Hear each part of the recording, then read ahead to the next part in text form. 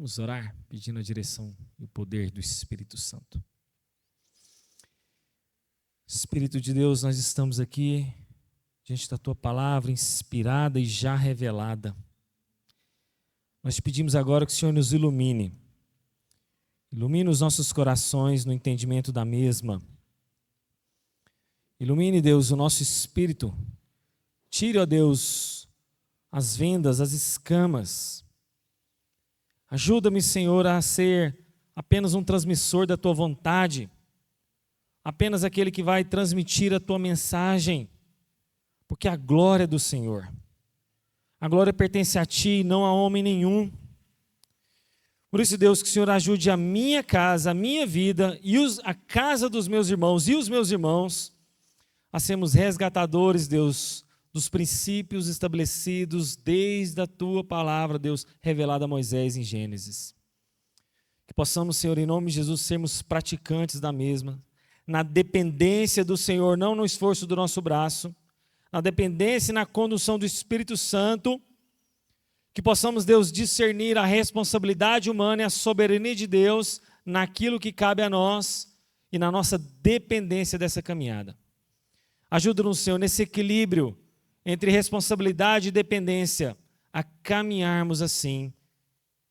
E oramos, Deus, pelo Teu poder seja derramado aqui essa noite, em cada alma, em cada coração. Seja daqueles que estão preparando para o casamento, seja dos recém-casados, seja daqueles que já têm uma estrada junto à sua esposa e à sua família, seja naqueles que no meio do caminho, talvez não era o que eles desejavam estar na situação que estão hoje, matrimonialmente falando, mas que o Senhor ajude a todos nós. Eu te peço, Deus, pelo Teu santo e amado Espírito de Deus, fala conosco, em nome do Teu Filho Jesus. Amém. Começaremos no versículo 8. Gênesis 2, 8. Irmãos, a Bíblia é feita basicamente, na sua maior parte, de textos narrativos. E esses textos narrativos contam-nos histórias do qual Deus vai aplicando um princípio para as nossas vidas. E esses princípios, meus irmãos, são pulverizados ao longo da nossa vida. Nós não paramos um momento da nossa vida só para ouvir a doutrina do Espírito Santo. Nós não paramos um momento da nossa vida só para ouvir acerca de cristologia, acerca da pessoa do Filho, acerca do pecado, acerca de anjos, demônios, não. A nossa história da vida vai acontecendo e Deus vai falando cada passo da nossa vida sobre Cristo, sobre demônios, sobre a pessoa da Trindade, enfim, e assim vamos caminhando. É o que a gente chama mais ou menos da diferença de teologia bíblica e teologia sistemática. Teologia sistemática pega todos os assuntos da Bíblia, de Gênesis e Apocalipse, põe numa gaveta chamada Estudando sobre Jesus. Depois ela pega todos os assuntos sobre demônios e vai lá e põe numa gavetinha e a gente vai estudar esse assunto. Depois a gente pega sobre a doutrina da Trindade, de Gênesis e Apocalipse, pega todos aqueles assuntos, coloca numa gaveta. A nossa vida não é assim. A nossa vida é como a teologia bíblica, do qual a nossa história vai acontecendo e Deus vai marcando a nossa história conforme as coisas vão acontecendo. E hoje, a história desse texto narrativo de Gênesis capítulo 2, eu quero que você grave isso no seu coração. E o que você vai gravar é resgatando os princípios do jardim. Grave esse tema, resgatando os princípios do jardim. E quando eu falo de resgatar os princípios do jardim, eu não estou aqui que você querendo a ilusão de que você vai resgatar o Éden. Na verdade, isso é impossível. E na verdade, essa nem é a vontade de Deus. Porque nós já temos algo muito maior e melhor, que é Cristo Jesus em nossos corações, habitando através do Teu Santo Espírito. E Deus preparou uma cidade celestial do qual nós habitaremos eternamente com Ele. Então não é a vontade de Deus nós retornarmos ao jardim, literalmente falando. Mas os princípios estabelecidos por Deus, do qual Ele vai nos mostrar aqui essa noite, esses sim permanecem até a volta de Jesus. E é interessante que a Bíblia começa exatamente com um jardim e termina com uma cidade. A revelação progressiva de Deus de um jardim para uma cidade mostra exatamente do que vai acontecer na nossa história. E o primeiro princípio é que você tem uma missão. E essa missão eu quero ler com você, Gênesis 2:8. E o Senhor Deus plantou um jardim no Éden. Irmãos, a palavra Éden significa lugar de delícias, lugar de prazeres, de deleite. Agora você imagina um lugar muito grande, uma região bonita, maravilhosa, de deleite, de prazer, e Deus vai lá naquela região e planta um jardim lá no meio dessa região maravilhosa. É como se você estivesse num lugar tão bonito, e para ele conseguir ficar mais bonito, Deus vai lá e cria um jardim, planta um jardim lá. E ele diz que foi na direção do Oriente, e pôs nele o homem que havia formado. Irmãos, Deus mostra a sua bondade e seu amor para com o homem, plantando o homem dentro desse jardim. E agora, então, nesse jardim perfeito, e infelizmente havia possibilidade do pecado, e assim aconteceu, o pecado entra no mundo. Isso não significa que Deus não fosse bom ou perfeito, mas fazia parte do seu plano soberano, do qual Adão e Eva passariam naquele teste, do qual eles foram reprovados.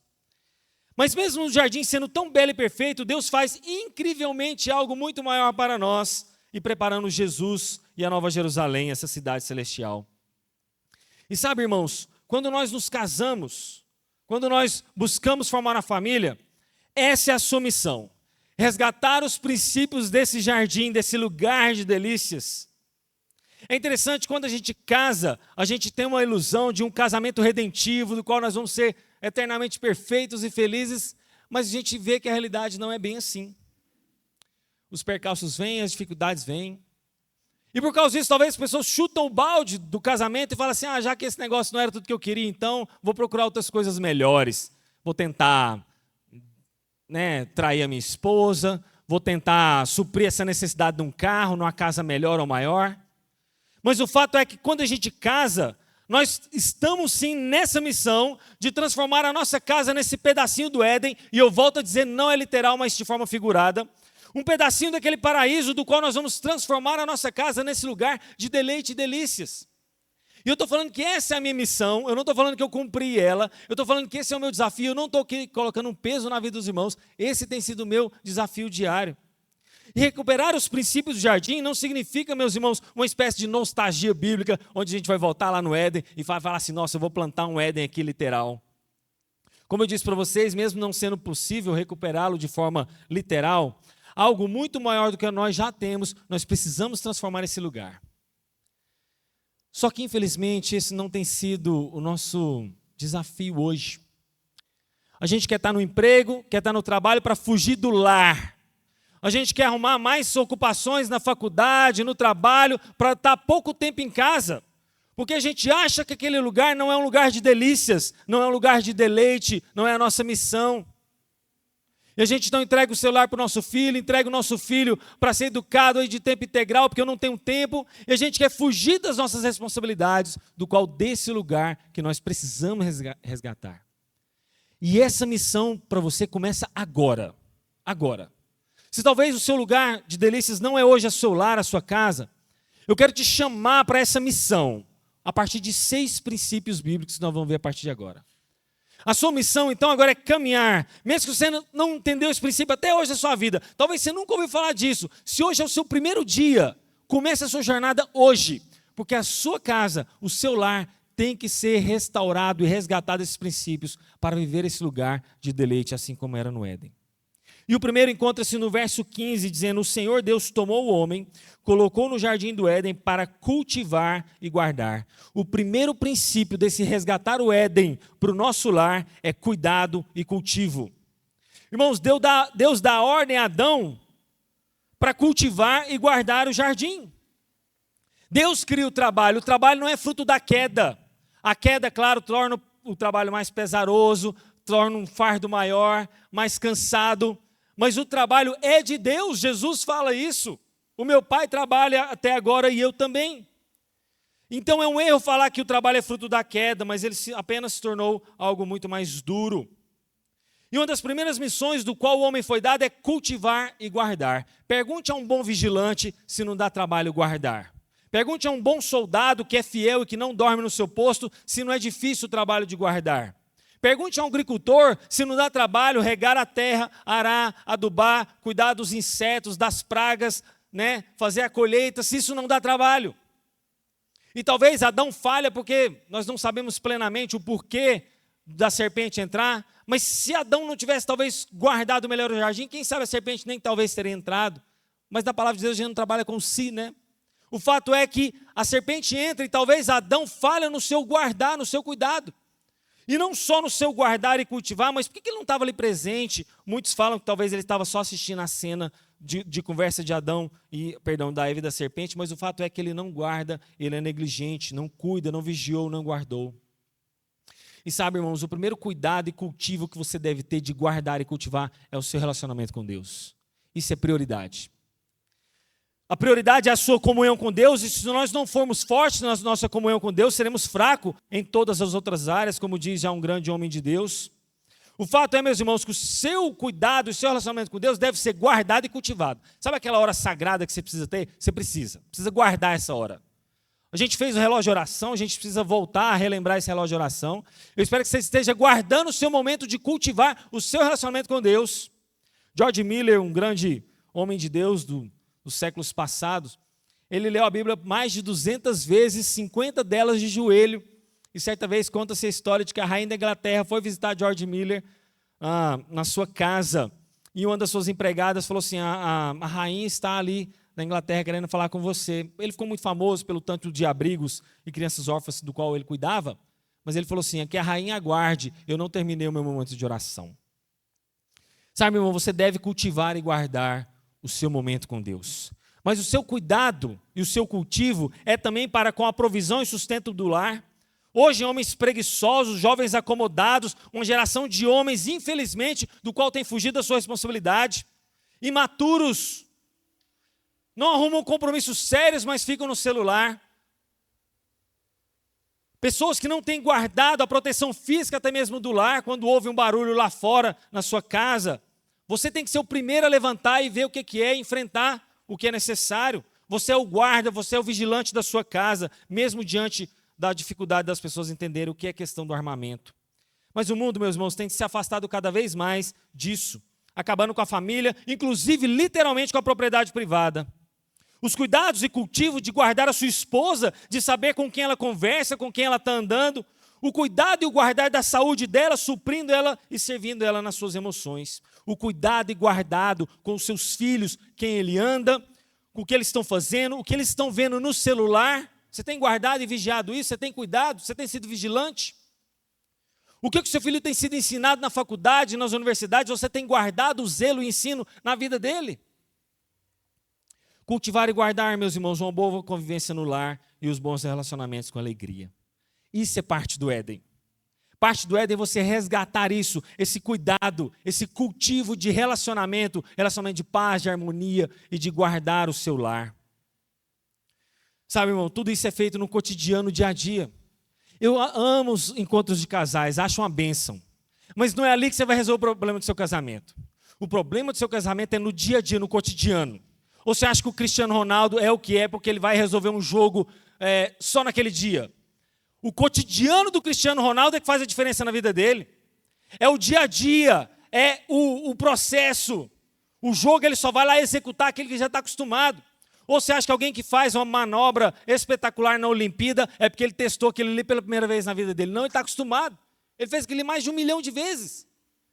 O nosso casamento só muda, só se torna jardim do Éden no nosso dia a dia, no convívio. Aquilo que 1 Pedro fala, no capítulo 3, verso 7, a vida comum do lar.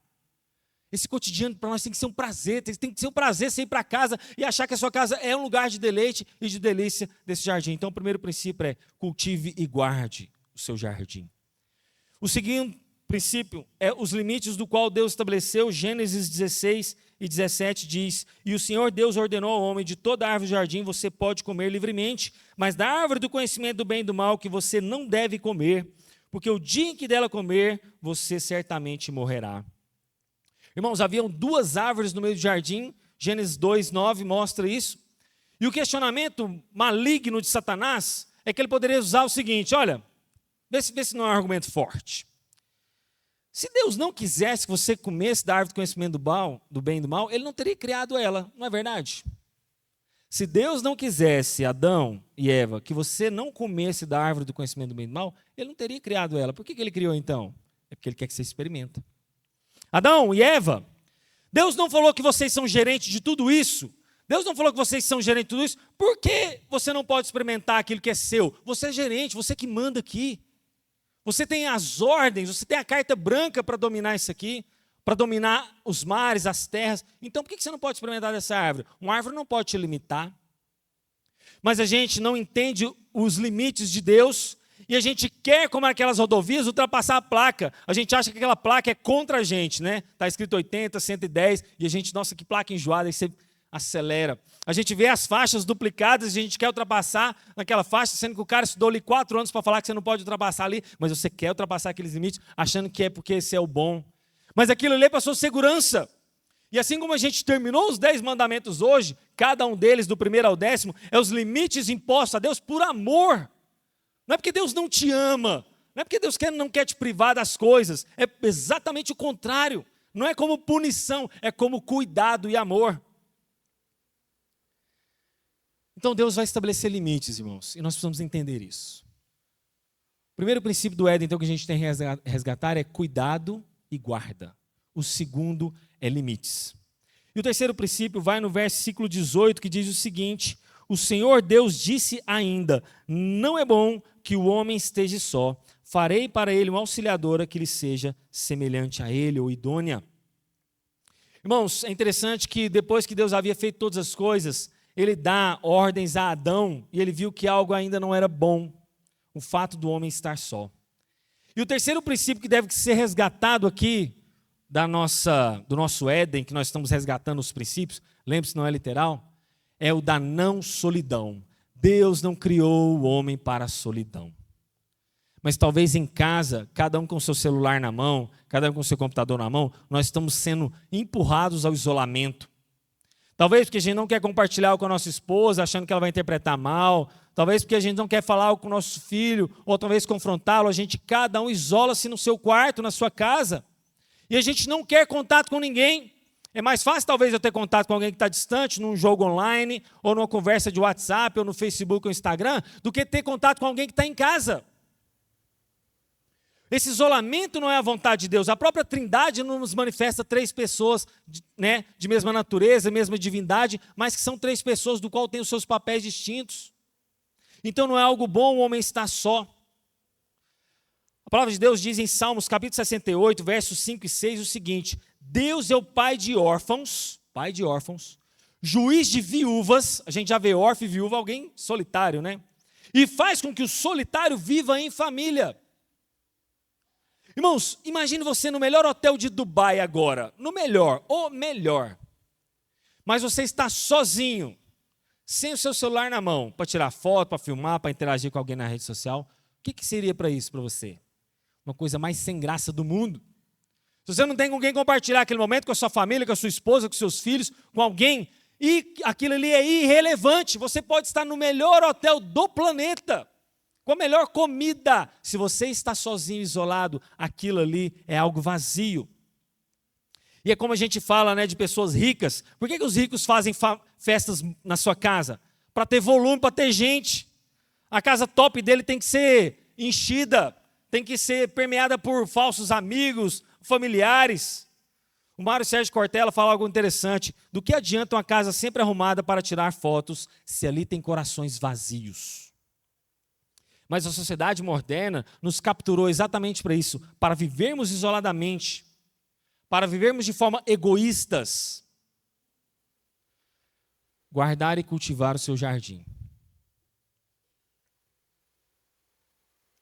Não viver na solidão no seu jardim. Deus nos impõe limites dentro desse jardim. Mas Ele coloca alguém para nos auxiliar. E Ele fala no final do verso: far-lhe-ei uma auxiliadora que lhe seja idônea. O significado de idôneo, irmãos, é alguém que tem capacidade, um conhecimento, uma competência para realizar alguma coisa. Alguém que é apto e capaz. Alguém que é honrada e honestidade inquestionável. E o fundamento desse texto, quando Deus cria Eva, é exatamente para isso. O vínculo perfeito de mútua cooperação entre homem e mulher. Um governo equilibrado com critérios do qual Deus faz isso para o homem. E homens hoje orgulhosos acham que porque Deus o chamou para liderar, a gente fala aquela pessoa cabeça dura, quer fazer do seu jeito, da sua maneira, não quer ouvir conselhos da esposa, quer andar de maneira própria, porque ele fala assim: eu sou o cara aqui, eu vou quebrar a cara, nem que eu for até o final dessa história, mas eu não vou ceder. E aí, como a gente ouviu dizer, machismo é algo errado, que não é de Deus, feminismo também não é. E ao ouvir o feminismo, ele tenta puxar o pêndulo do machismo para um lado do relógio e vai para outra extremidade. E assim o feminismo tenta corrigir o machismo, mas cria outra deturpação antibíblica. Quando o homem, meus irmãos, se recusa a dar ouvidos à mulher, ele está contrariando a palavra de Deus.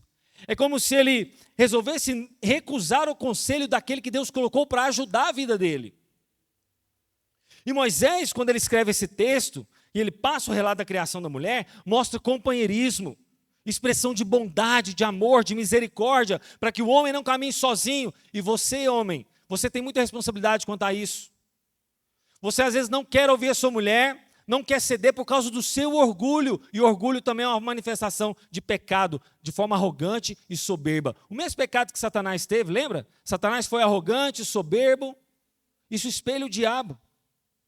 O Paul Washer fala mais ou menos uma ilustração. Ele pregou há alguns anos no Peru, e ele disse que o seguinte: um homem sem a direção de Deus é como se ele andasse no rio Amazonas à noite, sem cilibrim em alta velocidade. Porque o rio Amazonas é traiçoeiro, muitas toras descem ali de madeira, seja por causas naturais ou pelo desmatamento, e ele precisa então andar em baixa velocidade, ele precisa andar com um cilibrim à noite, para que, se ele anda em alta velocidade, qual que é o perigo que ele tem? Bater o barco na madeira e tombar com toda a sua casa. E tem muitos homens andando com seu cilibrim desligado. Tem muitos homens andando no rio Amazonas em alta velocidade.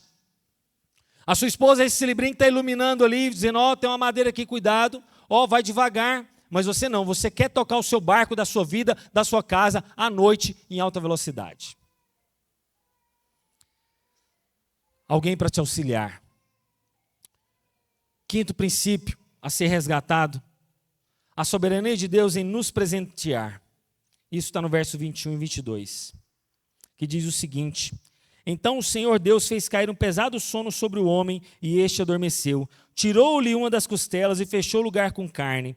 E da costela que havia tirado, o Senhor Deus formou a mulher e a levou até ele. Parou para pensar nisso? Deus forma a mulher e leva até o homem. Em momento algum a gente vê Adão reclamando que está sozinho, está solitário. Em momento algum a gente vê Adão reclamar assim: Deus, me dá alguém aqui para eu, porque eu estou muito sozinho aqui. Só tem elefantes, girafas, tamanduás e tatus. Eu estou precisando de uma companhia. O texto não fala isso. Mas Deus, de forma soberana, Ele quer nos presentear. E Ele vai lá e entrega aquele presente de frente para Adão, diante dele. E o Salmo 127, lido lá na nossa comunhão familiar, o versículo 2 diz o seguinte: é inútil que madrugueis, que tardes reposeis, que comais o pão de dores, aos seus amados ele dá enquanto dormem. Esse verso não está ensinando a preguiça, tá? Esse verso, na verdade, fala o seguinte: que há coisas que nós não podemos fazer por nós mesmos. E uma delas é a graça soberana de Deus, a salvação. É um presente, Deus te deu. Há coisas que nós recebemos de Deus que nós não fizemos absolutamente nada. Provérbios 19:14 confirma isso. Diz o seguinte: olha, casas e riquezas herdam-se dos pais, mas a esposa prudente vem do Senhor. A esposa prudente vem do Senhor. Irmãos, Adão não fez nada para que aquele ali viesse à existência dele, diante dos olhos dele.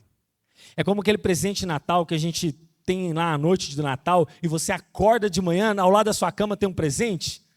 Não sei se você viveu isso, eu vi poucas vezes isso na minha vida. Quando Deus toma uma das suas costelas e fecha no lugar, é apenas uma parte ilustrativa de a gente não virar uma alegoria de que o homem foi feito cabeça, não no sentido de dominar e no sentido de pisar na mulher, mas no sentido dela ser apoiada por ele, de estar de igual para igual, debaixo do seu braço, sendo protegida e amada. E o sexto e último princípio, irmãos, que Deus nos faz para que o nosso Éden, a nossa casa se transforme num lugar de delícias, é o resgatar da beleza. Isso está no verso 23, que diz o seguinte: e o homem disse: esta, afinal, é osso dos meus ossos, carne da minha carne, será chamada varoa, porque do varão foi tirada. Irmãos, o belo é bíblico. O belo é criado por Deus. A natureza que a gente vê das cachoeiras maravilhosas, dos mares belos e das mulheres bonitas é algo criado por Deus. A beleza feminina é algo criado por Deus. Os seus hormônios que você tem, os seus libidos, é algo criado por Deus. Mas qual que é o problema? A deturpação do que é belo. Os nossos três inimigos, a carne, o diabo e o mundo, nos convencem do seguinte: eles pegam as coisas belas criadas por Deus e transformam em idolatria. Esses três inimigos pegam as coisas que Deus criou, que é boa, e alimentam os nossos desejos para a gente ficar sem limites, como foi mostrado aqui num dos textos que a gente viu de resgate do nosso jardim. E aí lá no fundo, sabe o que acontece? A gente está acreditando o que esses três inimigos estão falando. Por isso que parece ser conflituoso obedecer a Deus, por isso que parece ser pesado. É porque você está alimentando os seus três inimigos. Você deixa o diabo falar na sua mente, você acredita nas setas inflamadas do diabo e não acredita na palavra de Deus. A sua carne pecaminosa está com desejo, você vai lá e quer satisfazer esse desejo de forma errada. O mundo vai lá e fala assim, ó, o padrão de beleza tem que ser assim, assim, assim. Você vai lá, acredita e compra aquilo lá. Logo então, meus irmãos, aquilo que Deus fez é belo. Entretanto, o homem que deturpa isso. E você sabe qual que é o pior castigo que Deus pode fazer para o homem? É entregar a ele a esses próprios desejos e paixões. Quando Deus permite, já viu aquelas pessoas que falam assim, eu não queria que Deus me incomodasse. Eu quero pecar, eu não quero ouvir falar de Bíblia, eu não quero ser freado, eu quero fazer tudo que eu quero, tudo que eu posso. Quando você pensa assim, e Deus te entrega isso, esse é o seu pior castigo. É quando Deus fala, então vai. Faz tudo que seu coração deseja. Faz tudo que você quer, pecar. Entregue-se a si mesmo. Romanos capítulo 1 mostra isso. Irmãos, a sociedade atual tem tentado destruir o que é belo, influenciado por isso. E nós estamos sendo enganados, caindo em armadilhas. O mundo nos convence de que os homens só serão felizes quando tiver a mulher mais top do mundo. E eu vou te fazer uma pergunta, homem, aqui. Se a felicidade, então, está resumida à mulher mais bonita do mundo, ou às mulheres mais bonitas do mundo, a gente sabe que esse não é o padrão comum, não é verdade? A gente não vê assim, esse mar, né? Se esse for o padrão, então, da felicidade, o que o mundo está querendo dizer para nós? Que a felicidade é algo distante.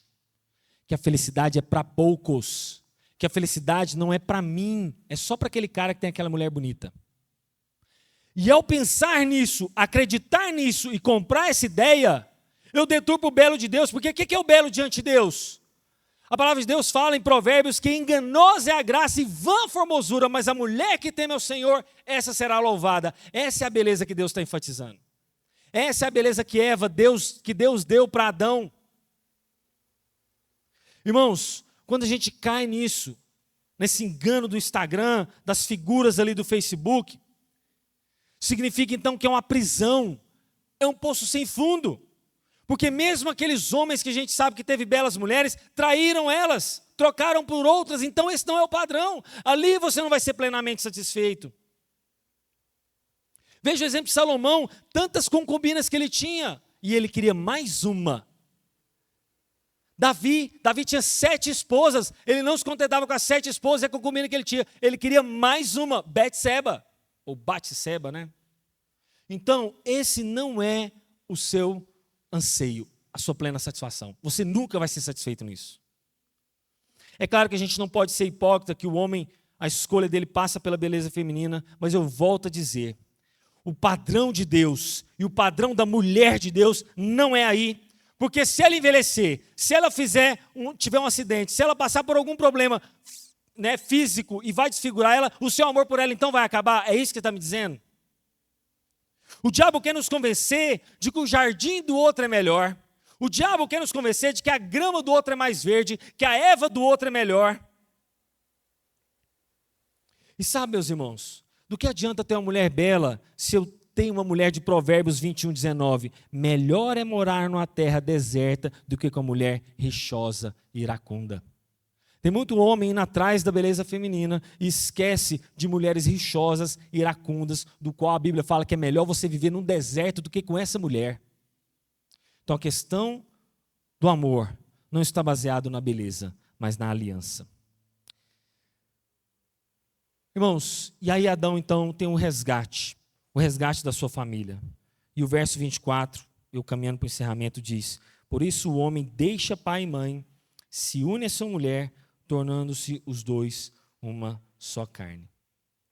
Adão e Eva, irmãos, não tinham pais naturais. Como eles poderiam então deixar a casa de seus pais, sendo que eles não tinham pais biológicos, pai e mãe? Isso gera uma questão didática de ensino para as próximas gerações, do qual Adão e Eva ensinaria aos seus filhos o que eles deveriam fazer. O resgate do jardim, e esse resgate nós estamos fazendo aqui agora, através de princípios, do qual a sua casa tem que ser essa tipologia, essa prefiguração dos princípios da palavra de Deus, do seu ambiente de casa, de lar.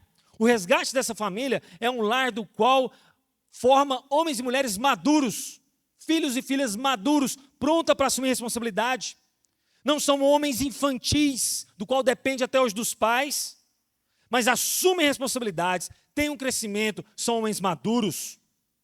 E ao resgatar esse pedacinho do Éden, do qual Adão e Eva estão sendo exortados a falar, é o seguinte: é como se Deus falasse: Adão e Eva, passa adiante essa mensagem, de que quando os seus filhos e as suas filhas foram se unir, eles vão deixar a casa de vocês e vão perpetuar a minha imagem e semelhança e espalhar por toda a terra.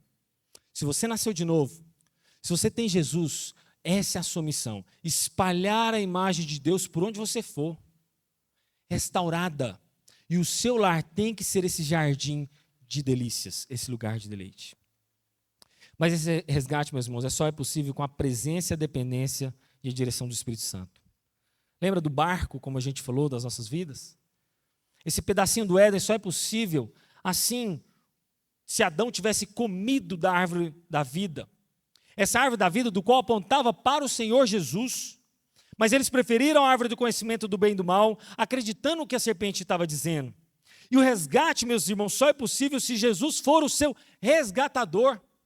Certa vez eu ouvi um homem de Deus falando o seguinte: Deus não restaura casamentos antes de restaurar pessoas.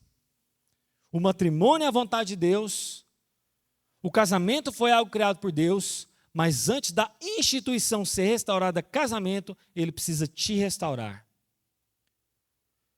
E essa instituição criada por Deus, meus irmãos, só vai ser resgatada a partir do resgate da sua própria alma. Mas por que é tão difícil a gente não viver esse jardim do Éden na nossa casa? Por que está difícil a minha casa não ser um lugar de deleites, o meu lar não ser uma tipologia do Éden, um apontamento do Éden? Por quê? Primeiro, por causa da entrada do pecado no mundo.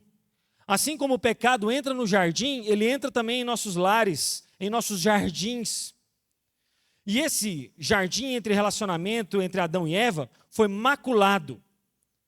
A partir do momento que nós permitimos que o pecado entre na sua vida, você está permitindo com que essa mancha, com que esse lar não reflita o Éden.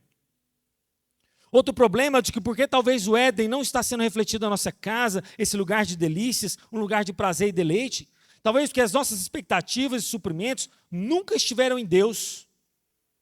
Ou talvez porque Deus nunca prometeu determinados suprimentos. Gente, apesar do Éden ser o que era, apesar de Adão e Eva não estarem em pecado ainda nesse momento, nada substituiria Deus, o próprio Deus, entende isso? Eva era maravilhosa, o jardim era maravilhoso, o lugar era lugar de delícias, mas nada substituiria a presença do próprio Deus.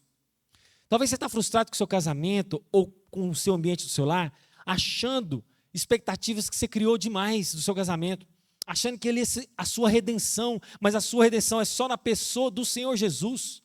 É só na pessoa dele que você vai encontrar plena satisfação. É só na pessoa dele que você vai encontrar a redenção. Então não case querendo sair de casa, pura e simplesmente. Case pensando porque você ama o seu marido, você vai dar a vida por ele. Case porque você ama o seu esposo, você ama a sua mulher e vocês dois vão viver para a glória de Deus. Esse é o pensamento e esse pensamento é bênção. O casamento, meus irmãos, nunca será um poço de satisfação plena. Por quê? Porque isso seria idolatria, seria trocar Deus pela Eva, seria trocar Deus por Adão. O nosso casamento, então, não é redentível, ele não é a salvação das nossas vidas. Somente Jesus é o Salvador. Irmãos, eu quero concluir agora de fato, para não criar mais expectativas. os pastores sempre da pregação falavam, olha, não fala que está terminando não, que vai criar expectativa errada, né, Mateus? Já falei uma vez, mas essa é de fato. Irmãos, é claro que a gente não vai conseguir resgatar isso plenamente. Mas quando fazemos do nosso lar esse jardim, esse deleite, isso é a vontade de Deus para nós. Sabe esse mundo muito atribulado, que está assim em volta da nossa casa? Sabe essa vida atribulada que a gente vê dos nossos lares, ao redor dos nossos lares? A sua casa tem que ser um lugar de refúgio. Você tem que amar ir para a sua casa. Você tem que desejar ir para lá e lutar por isso. Você não tem que trabalhar para comprar um presente mais caro para o seu filho. Você é o presente do seu filho. Aquela comunhão, aquela vida comum do lar, do qual 1 Pedro 3 fala, é estar junto, é comer juntos, é tirar férias juntos, é planejar juntos, é fazer uma vida do qual você, pai e mãe, se unam, porque vocês são uma equipe, vocês são um time. E para você que está pensando em se casar, você tem que ter esse pensamento. Para você que está pensando em adquirir um matrimônio, o seu objetivo é transformar o seu futuro lar nesse resgate do Éden do qual eles viviam. Meus irmãos, eu volto a dizer, isso não significa o céu na terra. A Nova Jerusalém nos espera. Mas entre esse já e ainda não que a gente chama, entre a queda do jardim e a Nova Jerusalém que vai vir, essa é a vontade de Deus para a sua vida. Viver uma vida de gozo, de alegria e de felicidade. Não plena, porque a gente não espera por isso. Mas um lugar de deleite. Porque o mundo lá fora, os nossos 3 inimigos, estão tentando nos convencer de que a vida que a gente vive é pior. Lembra daquela música? Acho que é do Wesley Safadão, né? A vida de casado é boa, só pede para de solteiro, né? Eu acho que é dele mesmo. A vida de casado é boa, só pede para de solteiro. Acho que é uma coisa assim. Ou aquela música do Leonardo, né? Casa separa, separa a casa, nessa gaiola eu não vou entrar. Tem muita gente que casou, se arrependeu, chorou e sofreu em tanto lugar. O mundo lá fora, através da cultura, quer te convencer de que viver solteiro é melhor. Aquelas pessoas que estão no Instagram vivendo de forma solteira, mundana, pecaminosa, quer te convencer de que eles são felizes e você é alguém triste.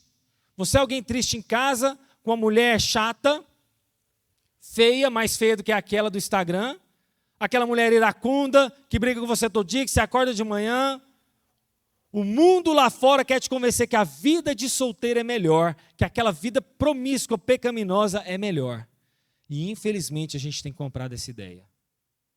Infelizmente a gente tem comprado de que a nossa casa, o nosso lar, não é um belo jardim, não é um lugar de deleite. Deleite é quem está lá se deleitando no pecado. Deleite é quem está se deliciando com as coisas do mundo. E você é um homem triste, você é uma mulher triste. Mas não é isso que a palavra de Deus ensina. Vamos orar?